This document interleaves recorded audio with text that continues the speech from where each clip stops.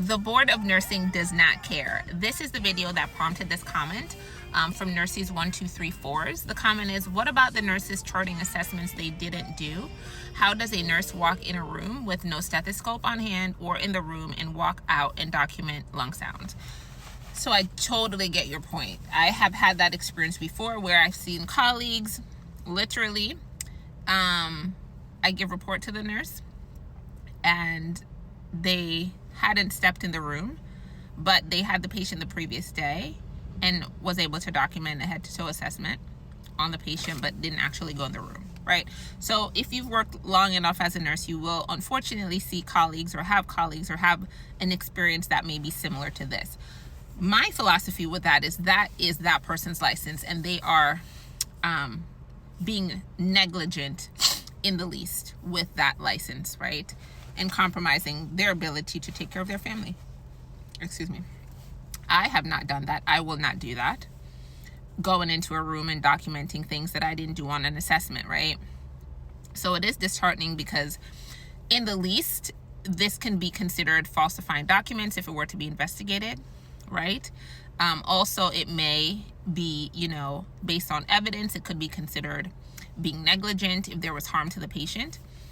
So yeah, it is very disheartening. So to your point, there's a story that happened August 25th, I think it was reported on Yahoo News, of a 60-year-old patient who passed away in California.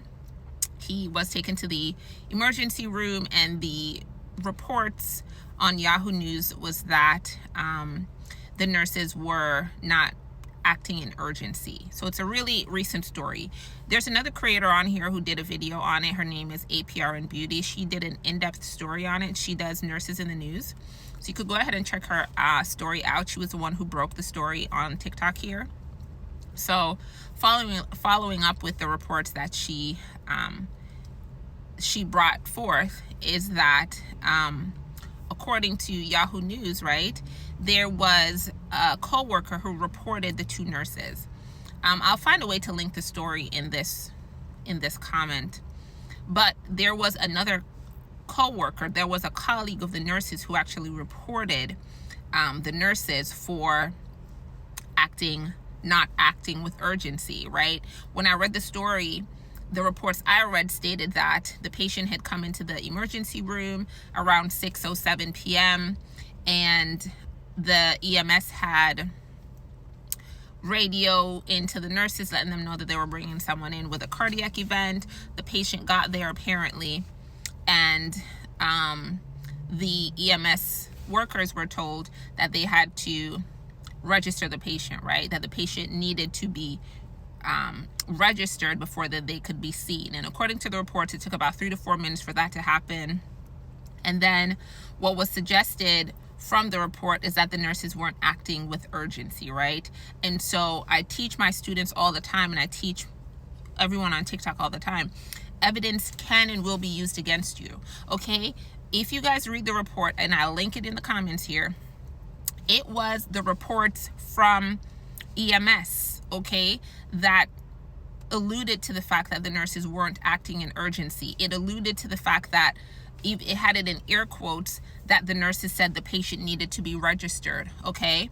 And also saying something about the patient's internal defibrillator that went off. There was a direct quote in quotations that the nurses stated that you didn't tell me that the patient had a defibrillator that went off. So it was a whole bunch of evidence that was used against these nurses. It wasn't even only their own documentation that the BON ended up looking at as evidence. It was the EMS's documentation that the nurses appeared to be sitting down and conversing in a personal conversation and not taking the urgency of the family of the patient.